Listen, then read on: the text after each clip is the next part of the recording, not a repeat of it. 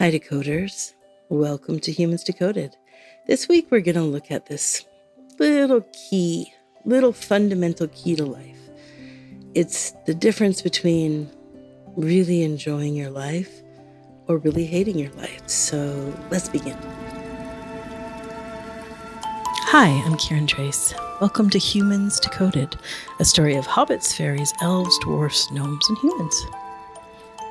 If you get lost at any point, there is a deep dive on all the different avatars in episode 1. It includes notes. Thank you for joining us in a fun little chat about the vast potential of our human makeup.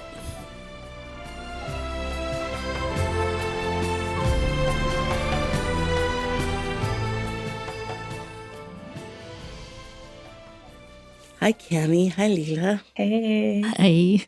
I'm so happy we're talking about willingness this week, in part because it feels like such a delicious continuation from our chat about exposure last week, but also because it's such an integral practice. It's a life-changing tool, and we throw this word around a lot, but inside of our practice, it's so key. The word is willingness.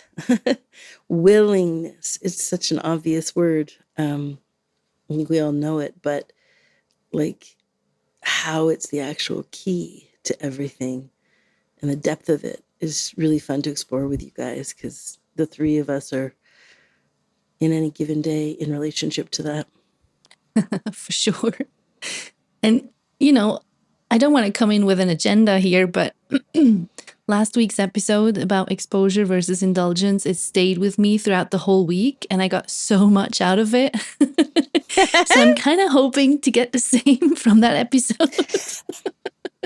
Because, as Kiran is saying, willingness is key. It's the key to everything. People hate it so much when I say that. People will be like, if I have to hear this one more freaking time, I'm just like, it's always a fight, ironically. It's like,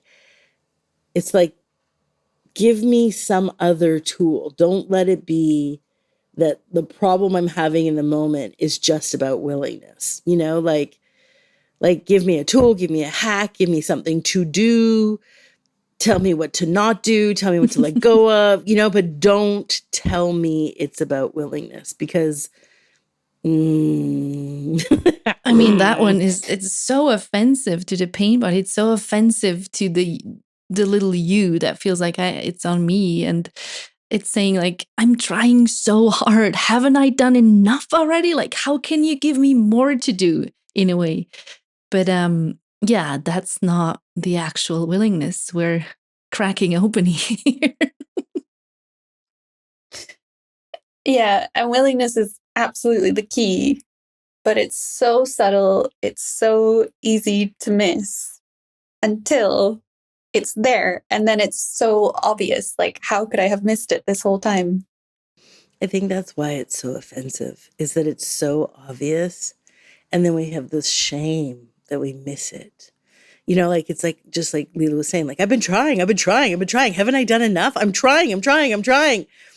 And then it's sort of this like shamefulness to realize, like, oh, the one thing I wasn't doing was this willingness.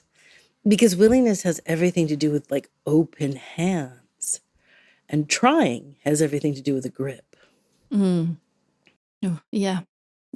And I mean, talking about shame and actual open-handedness, I mean, it's a little embarrassing to expose it here, but I just recently actually looked at this pain body of mine that we call Princess. And it's sort of a layer of, she's a spoiled brat. She's self-centered. She behaves really stupidly and sometimes recklessly. She supports my other girl, the fainting girl. You've heard of her in previous episodes. And, I would say, I've been looking at her. I see her, but I haven't actually. So it's just this week that I truly turned around and saw her, and yeah, I was shocked. There's definitely a layer of shame on top of that one, because who wants to be this egocentrical princess, spoiled brat, kind of Marie Antoinette princess thing? It's, I mean, even saying it right here, it's it's turning my guts. Right? And that's the thing. It's so hard to be willing to look. But each of us have these grimy little gremlins. like why are we surprised? We've been here lifetime after lifetime after lifetime. Like, we've been witches, we've been the Inquisition. I mean, you're in La if you don't think you don't have those little gremlins playing. And that, and at the heart of it, like the willingness, when we open our hands and are willing to look, right there is that Marie Antoinette, like, honestly, people love her. Very few people know her husband's name or even her children's name, but they know her because of that pastoral sweetness she was searching for. She so longed for this different life than what she had. And as a result, she had to pay. And then, I think there's a ton of compassion. I think there is a ton of compassion. And that's kind of a point, is like compassion to yourself, compassion and compassion and compassion. When we have our little gremlins, and the willingness is going to skirt you through. Yeah, and I feel like it's so close to exposure. Like, this kind of shame layer makes it feel like you don't want to let go. And that's often what gets in the way of willingness. I had a moment just last week where I found myself in a lot of resistance. And there was definitely the temptation to just spiral into distraction and just be like, I'm just going to do whatever I want because this is really hard. But then just with that little pinch of like, okay, just like a little sprinkle of willingness meant that I could slow down enough and be like, okay, actually, what do we want right now? And it's to find what's delicious in this moment. So I reached out to a friend for support, and we had a little chat. And then I was like, you know what? I just want to go to this shop where there's paint, and it's in the other side of town, but I don't know why I want to go there, but that's the thing I want to do. And yeah, just taking the time to like expose that meant that I felt free to go on my little journey. And it was just the most delightful, sweetest day. I ended up bumping into a friend. It turned out it was right next to other shops I needed to go to. Like, none of this was in my plans, but it was such a delight. And that was the difference between, like, I had the choice to either just keep going with the resistance or just sort of pause enough to like feel into the moment what's actually true. And then that opened the rest of the day up. And it's wonderful if you already have that sort of space between you and the pain body to, I don't know, even be able to ask the question what's true here, because sometimes these pain bodies are so deep down in a way that it feels like that is me. For example, this princess thing, I haven't seen her because she's been so embedded. And then I couldn't, you can't push that out. You can't push the let go when there's such a big part of you that's still in approval of it.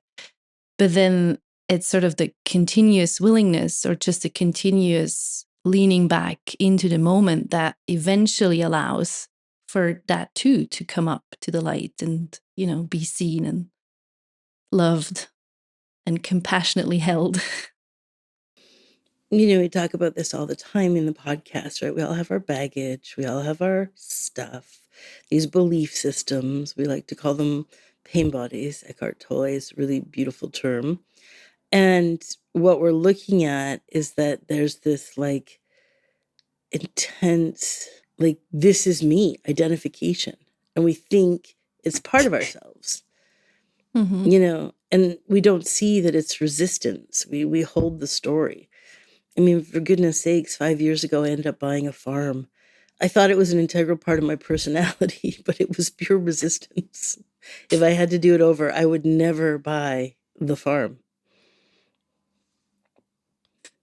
There was no Yeah, there was no willingness. I wasn't available.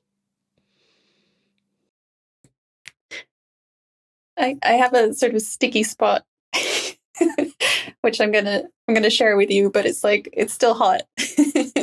My portrait got accepted into this like wonderful exhibition, and there's an opening night. There's going to be press. It's going to be at the National Gallery in London. But I realized that actually I want to go to retreat in California with these beauties and all of you wonderful community who are joining us. And it's been a journey trying to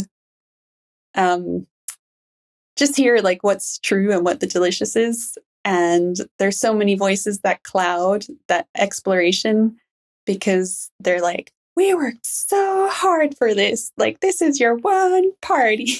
I don't want to let this go. It's me. It's mine. Right. I mean, our stories are dense. And without any willingness, they play as if they're true. Like the story, but like it's one night. Are you kidding? This is going to go on for weeks and weeks. The events of, this enormous recognition of your portrait in the National Gallery. It's actually going on from July until October. It might have another run in Scotland as well.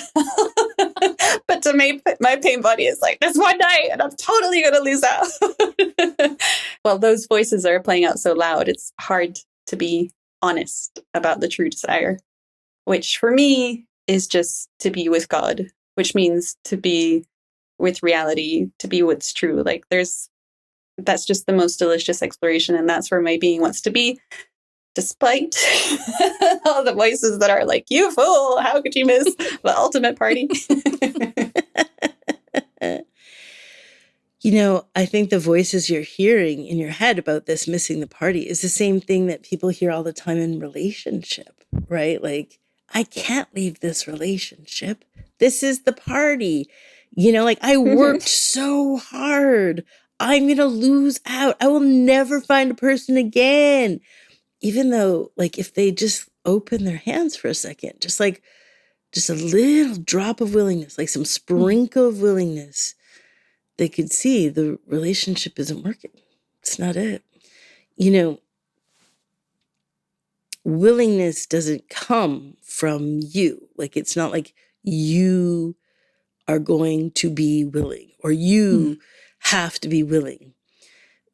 The great news is that it just is right here in the present moment. So it's just an energy. Like, even as you're listening to my voice right now, there's a whole vibe to this moment that's separate from your story. The story running in your head, the story running through your body, the emotional states that are running inside of you are not the same as this sort of consistent peace, frankly, that's just right here in the moment. And anytime we sort of allow ourselves the simplicity of the moment, which is just, the bird song or the feeling of air on your skin, just the moment without the story, suddenly there's something very open that can be felt. And that is willingness. If I could harness the openness and bottle it for you and then say, drink me, that's what willingness is. And it's always consistently there. It's never going to go away. It's so funny because I can just feel myself melting into the present and it's the most delicious thing in the world. And but if you ask my pain body, it's like, no, I don't want to come to the present. Yuck. And, but that's the ironic thing, right? Because that openness is actually going to open your hand. And then possibilities can come in. When you're running your story, there's no room for a possibility. There's no room for the moment. But it is this willingness, this openness that exists in the present moment that will unhook your grip. But you keep hearing that you have to do it. I will say 100 times, you do not get willing. The moment is willing. Go into the moment and feel that openness. And I'll say it 100 times. And every time I say, you cannot be willing, everybody hears it as, I have to be willing. I don't know what the gap is. I don't know what goes on there, but it just blanks out and it just gets heard as, I have to be willing. I'm not willing enough. I'm not doing the willing enough. For sure. I think to the pain body, it's so disorienting to not have anything to do or anything to reference. So if you have to go to the moment, the pain body just freaks out because it always wants something to do, something to hold on, something to grab onto. So when it's like, no, just not the pain body entirely, like the moment, then the pain body's like, but you're taking this away from me. Like, it's the one thing I have, this like thing to do. Like, let me keep it. Yeah, it's losing its point of reference, isn't it? Like, as long as it has something to do, it can refer back to itself. And if it's just a moment and you're just, yeah, then that's lost. So ultimately, this whole thing also just boils down to present in this moment. Yeah, it boils down to the fact if you're not getting results, there's only literally one reason. But you don't want me to tell you that. No. But it is that simple, and it doesn't matter what the results is. Like, maybe you want to quit smoking, or you want to be nicer to your partner, or whatever it is. I don't know, you want to lose weight or start a new program. The key is willingness. If you're not getting results, it's about willingness. I think of this old koan where there's this razor's edge. It's very, very thin. This razor, and on one side of the razor's edge is hell, and on the other side of the razor's edge is heaven. But man, it's so, so, so thin. The distance, like it's sort of get from one end to the other is willingness. That's it, because it's so, so tiny. It just needs this tiny, tiny little sprinkle of openness to take you from one side to the other. And this is not me I don't want to downgrade any real trauma. Like, children are being abused and starvation exists and coral reefs are dying. And it's not to say that this isn't happening and it's important and it's big. It's to say that what you're seeing happening is a reflection in the mirror. And I don't say that to make it less than or to make it any less painful. I know it. I know how painful it is. But what we need here is the mirror to change. And that doesn't change because you go and do something about it. It has to do with leaning into that awareness, right? Coming into the present moment, opening the hand and not knowing. And that's a very big thing to let go of. It's incredibly challenging to let go of your story of what's occurring, especially in the middle of the trauma. But ironically, when people are brought to their knees, they let go. They have to let go. And you let go and the field comes in. The field comes in. And the story of the moment, the story of the present moment arises, and it mirrors differently. And you find a way out. So whether you're walking down this lovely street, looking for paint and other lovely, wonderful things, or you're in the middle of a Thai prison, to release the story isn't something you're going to do. It's something that the moment will do if you allow yourself the present to be present if you allow yourself to open your hands. Yeah. And the difference between the moment kind of guiding your life and this sort of sticky you grip is night and day. And I can say, this also feels like a confession, decoders, but yeah, over the last few months, there's just been so much Lala in my in my life, which is a kind of avoidance. But it was just playing very loudly, and I kind of went with it a lot.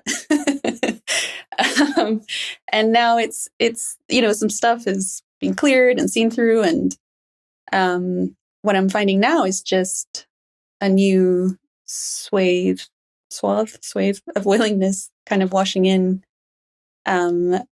which just makes me a lot more available to the moment. And it's just such a better win, like, to kind of be honest with what the moment is doing and choosing that. It's just always so much more fulfilling.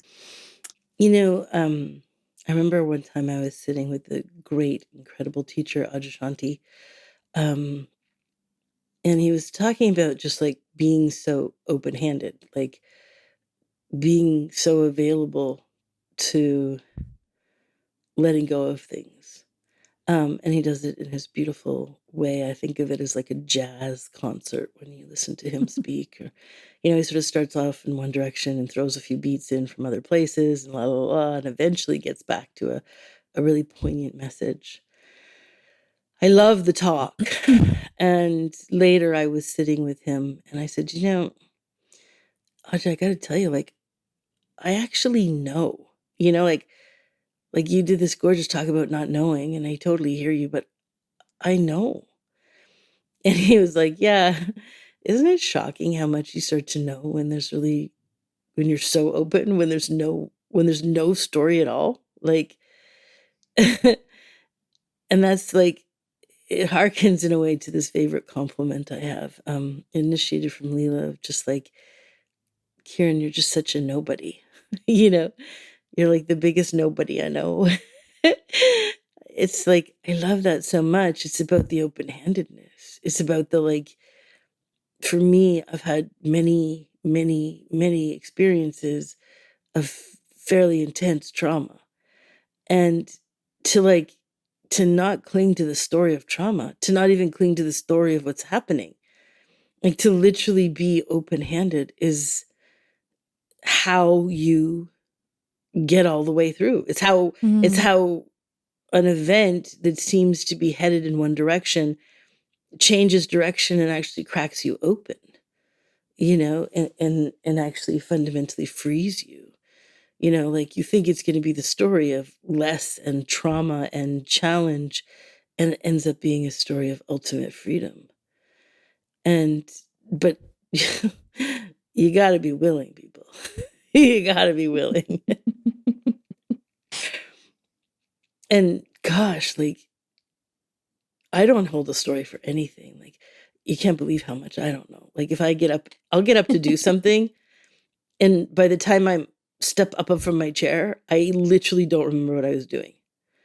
But it doesn't make me stall or stop or have bad executive functioning. In fact, the opposite is true, because I don't know, because I'm not going to hold my story, because I'm willing to be open to the openness of the moment. The moment guides me and takes me places. And then, I don't know, this weekend, out I go into the world, and there's strawberries and daisies and all kinds of interesting interactions. And it's all sort of arises and then rinses clear, and arises and rinses clear. Now, this may not be where you are at, but it's just an invitation for you to notice if you are headed in a direction and the results aren't occurring at its heart, is because you're not willing to, there's no willingness to find the openness for you in the moment. So beautiful to hear your examples of how the moment moves you. You don't necessarily have to do the movement.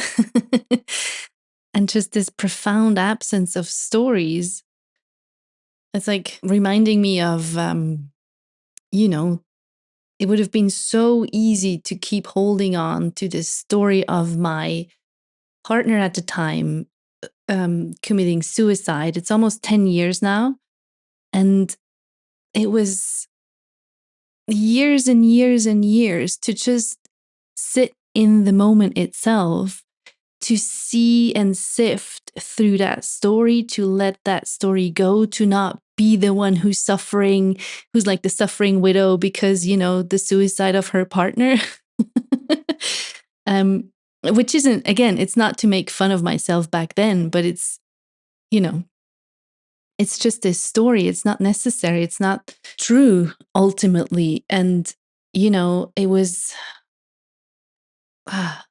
to go back to my apartment where we both lived. And then I started to sort of redo the bathroom. I painted the whole flat. I painted the kitchen cupboards and I made it my own. And it was such a, I don't know, it was almost like I was on my belly in the mud like a soldier, just making my way through the mud of my story and my pain and my intense fucking PTSD trauma stuff.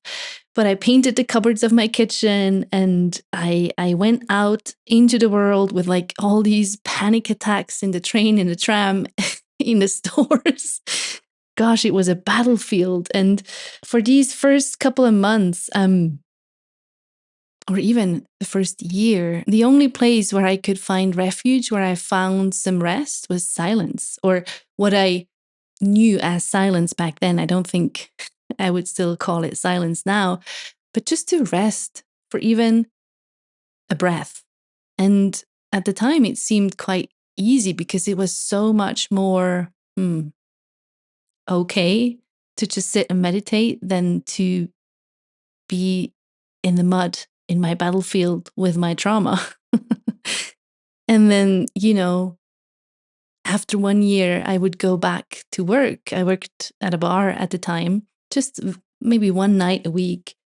And it was around the first year anniversary of that death. And I remember Kiran telling me, like, write on your arms with this permanent felt marker, really big, bold letters, I am love, I am life. And that's how I went to work, just to not forget what's true, and to keep seeing through and sifting through that story and not hold on to it. Because, it's a compelling story. Even now, sometimes there's a whiff of like a little grip onto that story. Trauma is a very compelling story. It comes with so many intense energy signatures like shame, and terror and humiliation and horror and these very loud energy signatures. And because they're so loud, it's so convincing. And also because most of the world is in approval of that story. Like, I'm remembering how my therapist at the time, she was feeding this story. She would like take me back to the event where the suicide was back to the place where the suicide was happening in order to heal my trauma. So inappropriate. Like, not even after a year, he died. So to stay in truth and not keep feeding the story is not super common, I find. And it's also tempting to use these stories as an excuse. Like, it makes for a wonderful excuse for shitty behavior to say, oh, my partner just died or my dad just died. I'm allowed to do X, Y, Z. I think when you're in the middle of a journey, sometimes you're just not ready to open your hands. You're just not ready to go into the present moment. You're just not willing. You're on the razor's edge and you're living in the hellscape, and even though you know that it's so, so thin to turn it into heaven, it's so thin. It's just the awareness in this moment. Look for the openness, and then stay there because it will put up underfoot ways for you to stay in heaven. But ironically, we need to stay in hell for a moment. Sometimes we really have to harvest the hell. And life isn't pressuring you to get over to the other side of the knife's edge. Recently, I was noticing that there's an American movie star named Jeremy Reimer. He does all the big, adventure movies and things. In this terrible, terrible accident in 2023, he cracked his head open. Enormous truck rolled over him, broke like almost every bone in his body. Wow. Huge. That happened in 2023. And obviously, here we are recording in 2025. And he's out on a book tour about that accident. And that's ridiculous, right? Like, that's another type of of what you're saying, Leela. Like, you're just like you're sitting there in the mud of your story, soldiering through to just try to find that present moment, right? Just to let go of it, right? And here's the flip side, but it's the same thing. This is a guy who's just going to avoid the moment altogether. I mean, to be able to write a real book about that situation with any real reflection, we're talking about 10 or 15 years after. Christ, it takes 2 years to even write that book. Let alone, let alone the amount of years it's going to take, which, I'm going to say it's going to take, 10 years, like you're saying, Leela, to get all the way through to the other side, to recognize your story about it wasn't your story about it. What happened was it flips on you. It didn't happen. And for it to be the thing that just closed your life, to be the thing that opened your life, like the pushing through is not willingness at all. And I see many, many examples like him, like this, just trying to fast forward to the place of I'm healed within a year or two max. Yeah. I'm healed. I'm free. I cannot linger. Yeah. I did the shadow work. I'm done. Yeah. I'm done. I did the shadow work. Listen, I took 15 hours or 200 hours. Enlightened. I can't. Yeah. Sorry. I can't have an organic moment. I need to push into the next instead of the willingness to let life integrate that. Let life do the process. You just shut the door instead. Just shut the door and walk out. I'm not going to let life put up any of this, right? I have a bad relationship. I left the relationship. I closed the door. I'm onto the new one. It's going to come back for you. But I'm trying. Kiran, I wrote a book. I went back to work. I'm trying. Yeah, but folks, that's not actual heaven. If you do want the actual experience of heaven, which is right here, it's right now, it's happening. If you do want to go full circle with your stuff, you need to be here in this moment, willing and open-handed, and then life is dissolving. It's life who's doing the dissolving and the looking and the sifting through. You don't have to do that either. And I mean, it's incredibly courageous to let go that much, isn't it? Because if I keep holding on to the story, for example, I'm a yoga teacher and I live in Zurich and I have all these cool kids that are my friends, it's very limiting. And there's not much room for life to ripen the true seeds and grow the harvest, which is so different from, the story of what my unworthy would have written for my life. I wouldn't have written myself into a podcast. That required some letting go. Yeah, here you are. Being amazing. Yeah, I remember when Kiran first started talking about willingness, and the first time I encountered it, it felt a lot like trying to lick your own elbow. Like it feels like just like what I'm trying, but I don't get it. And then the first time it appeared, almost like those 3D sort of puzzles that you look at, and then suddenly like a form emerges. And it's so funny. It's the most obvious thing because it's here. Yeah. It's here, and yet it still eludes me, so it's like, it's a sometimes minute by minute practice to keep going back to the moment. But I am grateful that there's enough, there's been like enough of a felt sense of it, and it's just such a bottomless resource. It's like, there's just the well of it. You can never not have it. So I think knowing that is enormously helpful. But it's an ongoing practice. And at the same time, it's like, it's so easy. And not, sorry. At the same time, it's so simple. For sure, ongoing practice. And I like what you're saying about the felt sensed experience of it, because then it's like, oh, willingness is actually tremendous freedom. I'm not a slave to my own stories. And the recent example for me is I broke up, or me and my lover of about 3 years, we broke up mutually. And the story would have been, oh my God, it's going to be so awful, and the heartbreak and blah, blah, blah. Probably we have to talk for a long time about this. But the experience is, no, it's completely fine. The moment is still peace. The moment is still wonderful and lovely. And it's like, yeah, it's odd to say this, but it's like this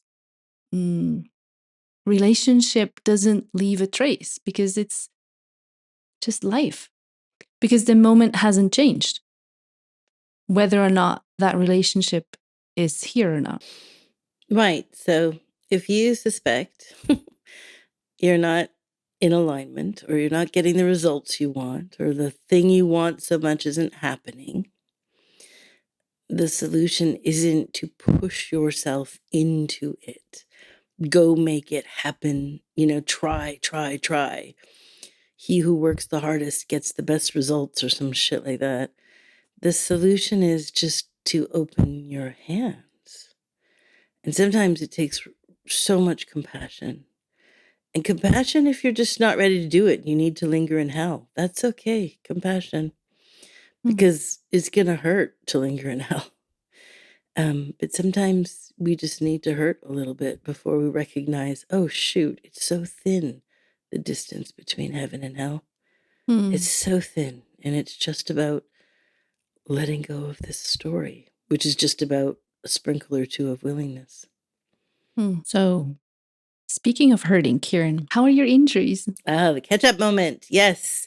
All of you guys, decoders, we got lots of lovely notes and stuff. Thank you for the love. People checking in on me. Since the fall, there's been a lot of good healing. Quite quickly, my ankle and knee and leg got better. My hip, my shoulder's taken a minute, but it's considerably better, with a beautiful amount of range of motion. I have great health care, and I have a very funny setup to record these podcasts. It's kind of, there's kind of like lots of boxes and pillows and things like that. So, we're doing our best over here, but things are definitely looking up for me. Great. Thanks for catching us up. Love you, decoders. We'll see you next week. See you next week, guys. Yeah. Thank you for listening. We obviously love hearing what you think. Your feedback helps us make a better show for you to listen to. So feel free to comment, and you can do it at Facebook, which is the Humans Decoded podcast. And if you're not on social, you can always email any questions to us at outreach@kirantrace.com. And thanks for listening. We love you.